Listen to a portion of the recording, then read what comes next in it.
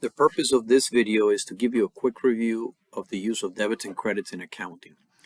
I'm going to talk about the accounting equation and how everything we record goes in within this equation. And this will be video 1 of 2. So first in this video, I think I'm going to review all how we go from increases and decreases to the use of debits and credits. And then in the second video, I'm going to talk about the adjusting entries that we have to do at the end of the period and the closing entries and how the debits and credits work there. But let's start with this quick review. So the first thing is that you must understand the asset equation, first of all, where assets equals liabilities plus owner's equity. And assets can be defined as anything that we have, whatever we have that has probable future economic benefits. Okay, so keep that in mind. So it could be obviously cash has future economic benefits, but also a whole bunch of other things like accounts receivable, inventory, equipment, land. All those things are considered assets.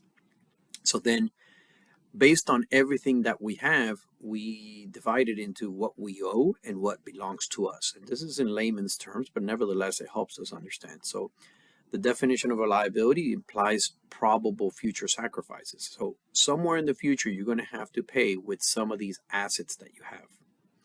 And then the residual interest is the owner's equity. So when you subtract assets minus liabilities, then you get owner's equity. And it's technically sort of what belongs to the business and not to the creditors. So having understood quickly the definitions of these elements, let's look at the accounting equation. Everything that a company does can be recorded under this formula here. So, assets can either increase or decrease, or in other words, go up or down. The liabilities can go up and down. So if we take a company that we start, let's do an example so that I can show you how this should be fairly straightforward, but then becomes cumbersome, and that's why the debits and credits come into play. So assume that this is a company that gets started, right? And we're going to keep it real simple. So I'm going to track everything that the company does using the accounting equation. So the first transaction is to generate cash flows. It's sold stock to be able to start a business, right?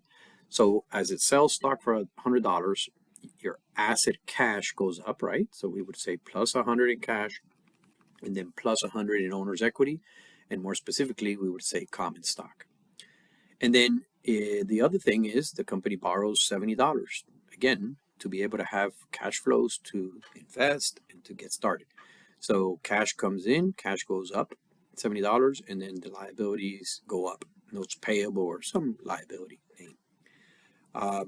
Then company buys inventory, buys $60 worth of inventory. So in this case, assets go up and assets go down, right? And more specifically, inventory goes up, but then cash goes down.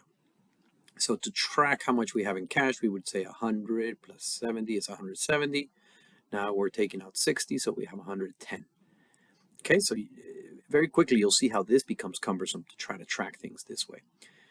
Company also buys equipment, so again, assets go up because equipment and inventory are things that can provide future economic benefits. And then cash goes down because we bought it for cash. We're assuming we bought these two for cash. Then we sold some of that inventory, hopefully at a profit. And yes, so some of the inventory was sold for cash for $40. So in this case, cash goes up, and then your equity goes up, and more specifically, revenue or sales revenue, however you want to call it, goes up. Some of the sales were also made on account, so accounts receivable goes up. This is a probable future economic benefit because people are going to pay. So that's 80 to accounts receivable that goes up, and revenue goes up as well, equity. And then just a couple more just to give just an illustration. Then we incur some expenses like rent, so cash goes down, and then equity goes down by $25.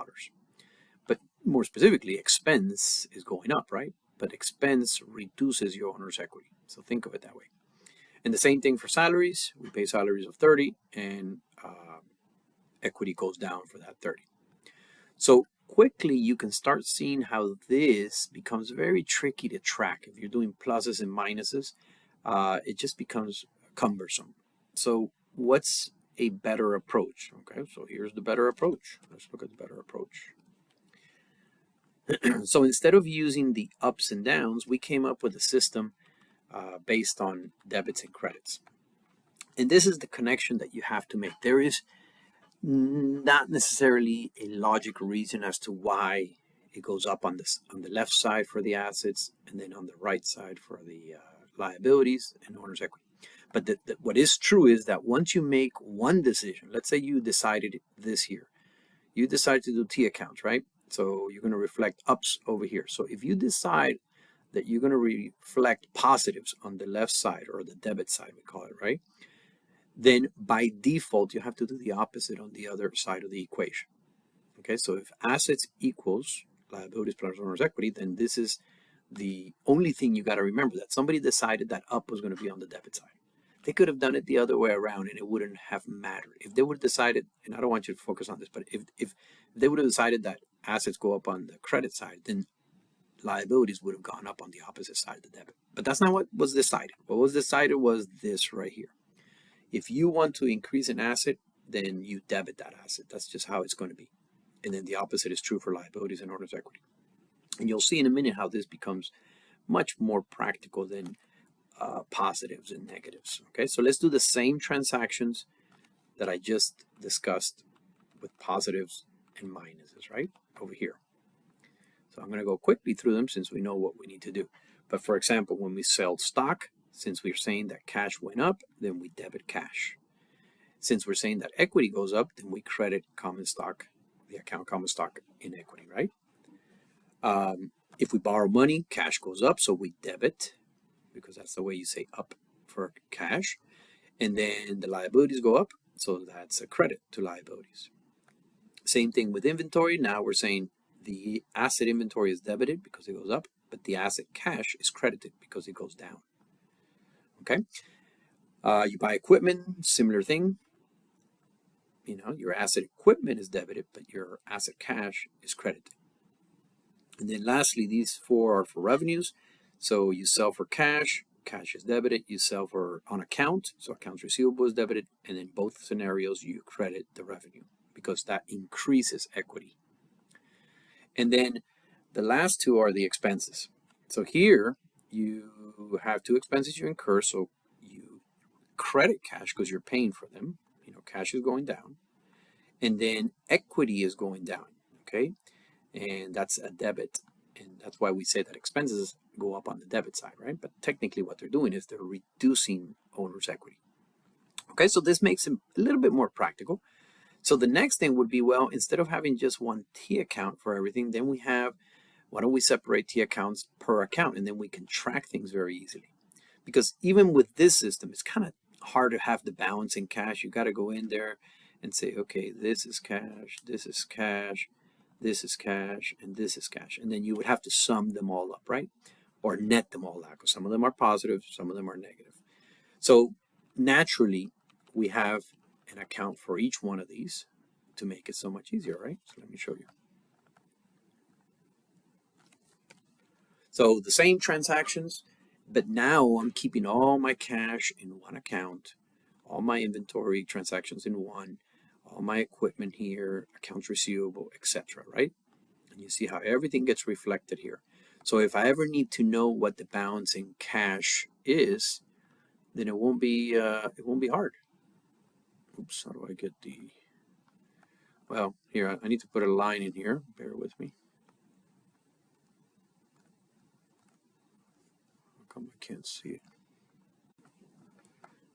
Here we go, I figured it out, sorry. So if, you know, I'm going to put a line down here, and I can easily get the balance in this account. Now, normally, since cash should remain positive, this should have a debit balance, right? So you should normally have more debits than you have credits. So let me just do the math real quick. Let me sum these up, and then let me subtract the other side. And that'll be the ending balance for this account. So currently, there is $85 in cash, there's $60 in inventory, $10 in equipment, and $80 in accounts receivable. Same thing with revenue here. Oh, I forgot to put an expense account. Bear with me here 1 second.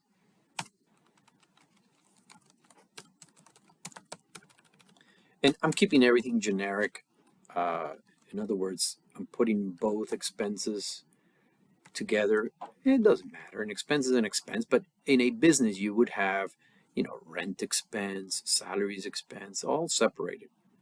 But the idea here is that if I wanted to see what my revenues are very easily, I can go in there and I can sum and say, okay, my revenues for the period are 120, and then my expenses for the period are, in this case, 55. Okay? All right, so the intention behind this video is to get you to see why we have these debits and credits, right? If we were to do accounting just based on ups and down or increases and decreases, it becomes very cumbersome. All right, and the use of the debits and credits not only help us organize these things, but later on when you start doing more complex accounting, you'll see that having this, they call it a double journal entry system or the double entry system, it is real practical for purposes of trying to track different things through different accounts. So, as you can see right here, we can easily track the balances in these accounts. And what is useful for it as well is if you have reporting periods or cutoffs and you have to do adjusting journal entries, then that's where these T accounts help us visualize what is going on. And that'll be the theme of the follow-up video here.